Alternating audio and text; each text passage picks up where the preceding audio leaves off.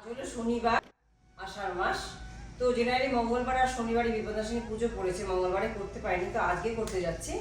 তো ব্লগটা আমি এখান থেকে শুরু করছি। বিপদাশিনী পুজো করতে যাচ্ছি, আমের পল্লবও পেয়ে গেছি কিন্তু এখানে। তো চলো আজকে ব্লগটা তোমাদের সাথে পুরোটা আমি শেয়ার করবো, তো শেষ পর্যন্ত থেকো কিন্তু সাথে। বিপদনাশিনী বা বিপত্তারিণী পুজো যেটাই বলে থাকো, সেটা জেনারেলি আষাঢ় মাসে শুক্লপক্ষতে হয়। তাই গত মঙ্গলবারে আর এই শনিবারে ডেট ছিল, তাই আমি শনিবারে করলাম। তো বিপদাশিনী পুজোতে 13 ফুল 13 ফল লাগে। যা গরম ফল, সব ফুল গাছ তো শুকিয়ে গেছে প্রায় মরা, যা পাওয়া যাচ্ছে বাগান থেকে তুলছি। আর 13 ফুল তো করেই নেব। তো ঘরেই কিন্তু বাড়িতেই প্রায় 6-7 রকমের ফুল আমি ম্যানেজ করে নেব সব কিছু মিলিয়ে। সাজিটা হয়ে গেছে অনেক বড়, ফুল খুবই কম।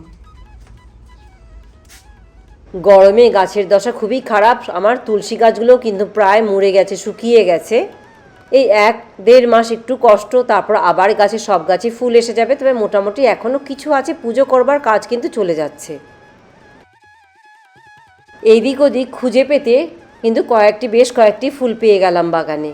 আর কলা গাছে বেশ কিছুটা কচি পাতা রয়েছে, ভাবলাম সেই কলা পাতাও 2-1টি কেটে নেব আজ। জবা গাছে কিন্তু প্রচুর কুড়ি রয়েছে, কিন্তু আজ একটাও ফোটেনি, কপাল খারাপ, হয়তো কাল বা পরশু ফুটবে।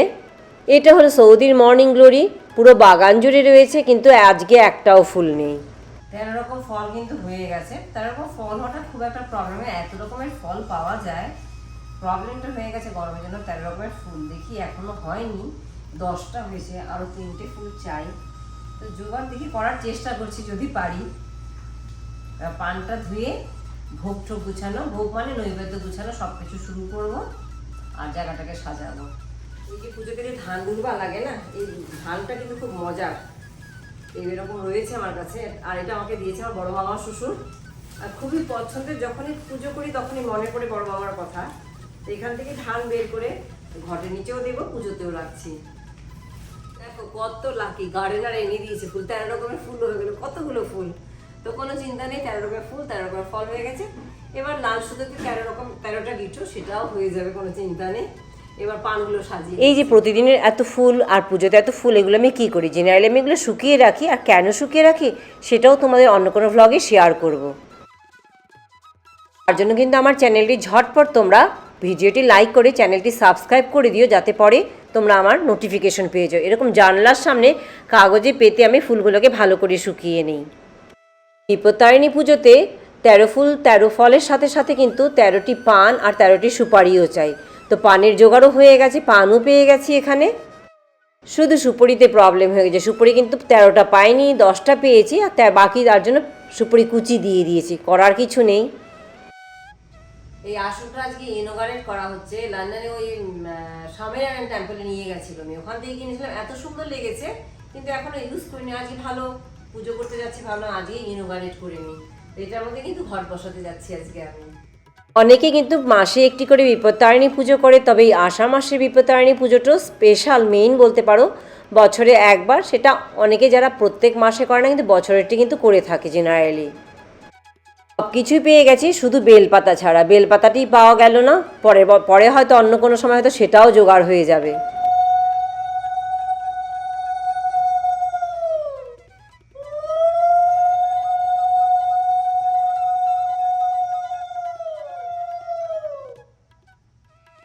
মোটামুটি সবই গোছানো হয়ে গেছে, এবার পুজো শুরু করতে পারি আমি। পুজো মানে আমি নিজেই করছি, কোনো পুরোহিত ডেকে কিন্তু পুজো করছি না, জাস্ট পাঁচালি পরেই পুজো করব। থেকে মাকেও দেখে এসেছে, মা কিন্তু নিজেই পুজো করতেন, কোনোদিনই পুরোহিত এসে আমাদের বাড়িতে বিপত্তারিণী পুজো করেননি।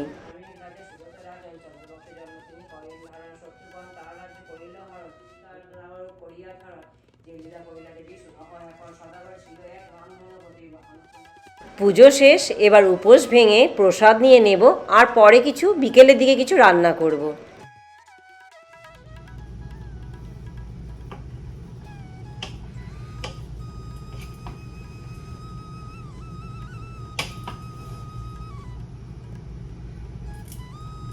পুজো মানেই তো একটু খাওয়া দাওয়া ছাড়া কি আর পুজো হয়?